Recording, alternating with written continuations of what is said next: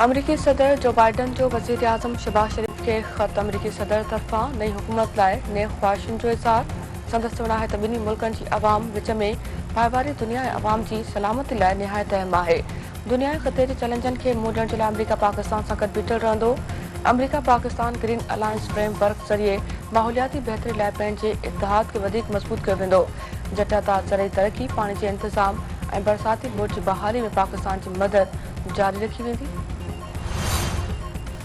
वज़ीर आज़म शहबाज शरीफ चयो आहे त मईशत जी बहितरी लाइ कंहिं बि क़िस्म जो सियासी ऐं इंतज़ामी दबाव क़बूल न कयो वेंदो। स्मगलिंग सबबि पाकिस्तान खे तमामु घणो नुक़सानु थियो आहे।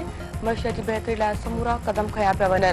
मुल्क सियासी तौरु विराइजी वियो आहे। हौसला बुलंद रखंदड़ क़ौमुई चैलेंज में कामयाब थींदियूं आहिनि। विशाम वाक़े सां पाक चीन लाॻापा ख़राब करण जी कोशिश कई वई। दुश्मननि जूं साज़िशूं नाकाम बणाइण गॾियल ज़िम्मेवारी आहे। वज़ीर आज़म शहबाज शरीफ सरकारी तक़रीबुनि में रेड कार्पेट इस्तेमालु करण ते पाबंदी हणी छॾी। नाणे वारे वफ़ाक़ी वज़ीर मोहम्मद औरंगज़ेब चयो आहे त खसारे में हलंदड़ समूरनि इदारनि खे ख़ानगी शोबे हवाले कयो वेंदो। IMF जे वॾे प्रोग्राम में शामिल थियण वञी रहिया आहिनि। घटि में घटि 3 सालनि लाइ नओं IMF प्रोग्राम घुर्जे।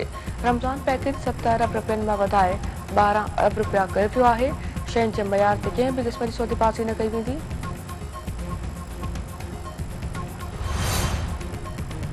रियासती अमलदारी चैलेंज कंदड़नि खे बख़्श न कंदासीं। आइन ज़िम्मेवारी ॾिनी आहे, पंहिंजे माण्हुनि जी हिफ़ाज़त कंदासीं। बलूचिस्तान में समूरा हक़ रुॻो पार्लियामेंट ज़रिए ई हासिल करे सघजनि था।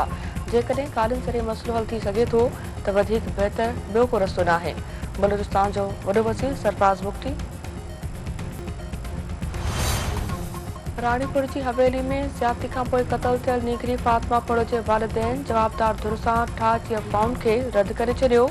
JWC जे वफ़द जी खानवाण पहुची फातिमा पड़ो जे वारसनि सां मुलाक़ात, मुकमल सहकार जी ख़ातिरी। नदीम पड़ो जो चवणु आहे त कुझु माण्हू जवाबदार धुर सां ठाह जा अफ़वाह पकिड़े रहिया आहिनि। हू पंहिंजी न्याणी जे खून सां कंहिं बि क़िस्म जी सौदेबाज़ी न कंदा। हैदराबाद में जुनूनी शख़्स हथां क़त्ल थियल शागिर्दाणी युसरा बतूल ऐं संदसि भाउ आकाश जे वारसनि तरफ़ां पुलिसी जांच रद्द।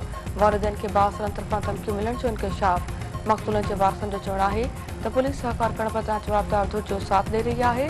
मिठी क़त्ल में अरशद तोखर समेत ॿियनि जे मुलविस हुअण बाबति बि जांच थियणु घुरिजे।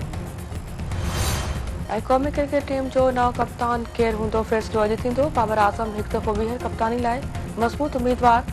टेस्ट ऐं वनडे टीमुनि लाइ अलॻि अलॻि कोच मुक़ररु करण जो फ़ैसिलो।